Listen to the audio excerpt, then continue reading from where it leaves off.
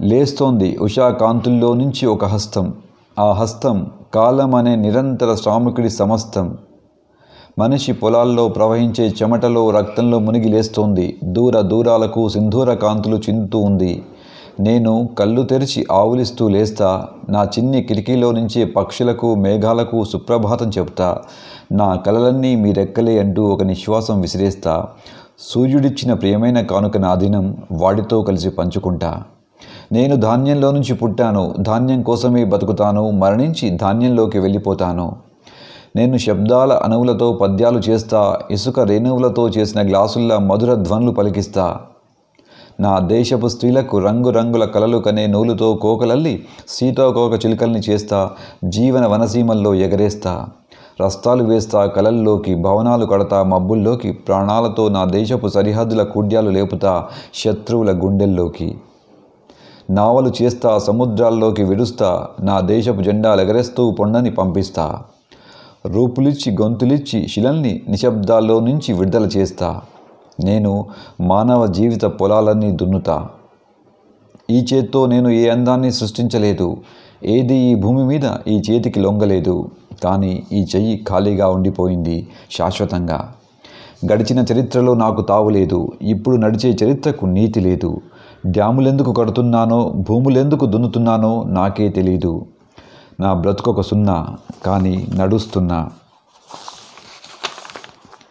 వేళ్ళు కాళ్ళై నడిచే చెట్టు మనిషి. చెట్టుగా ఉంటే ఏడాదికొక వసంతమన్నా దక్కేది. మనిషినై అన్ని వసంతాలు కోల్పోయాను. నా బాల్యం నుంచి చెట్లు పెరుగుతున్నాయి, రస్తాలు నడుస్తున్నాయి, పల్లెలు పట్టణాలు సుందరంగా బంధురంగా పరుగులెడుతున్నాయి. నేను మాత్రం నడుస్తున్నా రిక్త హస్తాలతో. నా దేశం కాని దేశంలో, నాకేమీ లేని ప్రదేశంలో, నా జ్ఞాపకాలు అంచరులుగా, నా జ్ఞాపకాల ఊరేగింపుకు నేనే నాయకుడినిగా, రగిలే నా ఎర్ర కోరికే ఒక జెండాగా. క్షణాలు కేవలం కాలాన్ని అనుసరించే పరివారం కాదు. కొన్ని క్షణాలుంటాయి యావత్తు మానవ చరిత్రను మార్చగల మహత్తు ఉన్నవి. నా చేతులతో నేనే నన్ను ఒక నిశ్శబ్ద సమాధిలో పాతిపెట్టలేను. ఒక పర్వత బ్రహ్మలా కూర్చో ఉండలేను. నన్ను చెయ్యెత్తి వలిస్తున్న క్షణాన్ని వట్టి నిట్టూర్పులకు వదిలేసుకోలేను.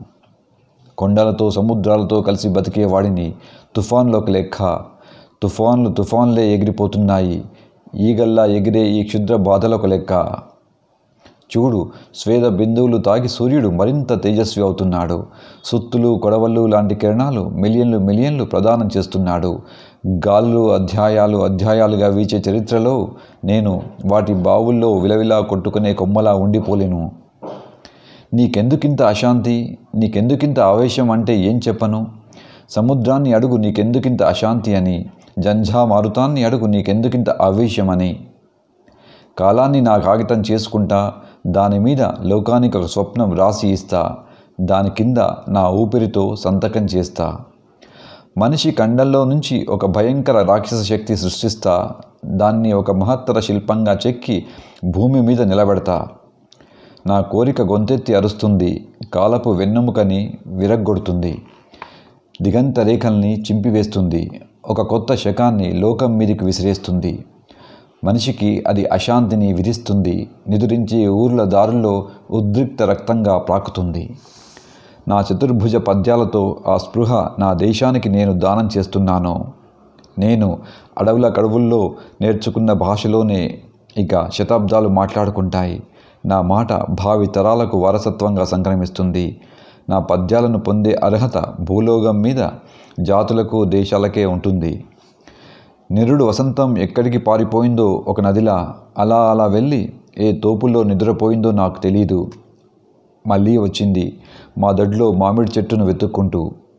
ప్రతిదీ పోతుంది ఈ లోకంలో, కానీ మళ్ళీ వస్తూ ఉంటుంది అందాన్ని వెతుక్కుంటూ. కొమ్మల్లో ఆకుల మాటను చూస్తే అగుపిస్తాయి పక్షుల అడుగులు. నిరుడు ఎగిరిపోయిన నిమిషాల గుర్తులు. అలసిన నా ప్రయాణంలో ఒక చెట్టు నీడే నా కుటీరం, రాలిన ఒక పువ్వే నా అతిథి. ఇది వసంతం, సంవత్సరం కన్నా మొదటి కళ. ఈ కళలో నేను నా దేశపు శరీరం మీద నడుస్తున్న ప్రభాతపూర్వ స్వప్నంలా. అడవుల్ని కప్పుకొని, నదుల్ని తలపాగలుగా చుట్టుకొని, రస్తా ఉత్తరీయంగా వేసుకొని నడుస్తున్నా. ఏడుస్తున్న పొలాల్ని ఆడిస్తూ పోతున్న రూపాల కోసం నిరీక్షిస్తున్న నా దేశపు పర్వతాల్ని సింహాలుగా, ఏనుగులుగా, ఒంటెలుగా, శ్రామికులుగా, ప్రేమికులుగా, వాటి మకుటాల్లాంటి ఇతిహాసాలుగా మలచదలుచుకున్నా, మాటలు ఇవ్వదలుచుకున్నా. సూర్యుడు కిరణాల బండ్లు తోలుకొని వస్తున్నాడు.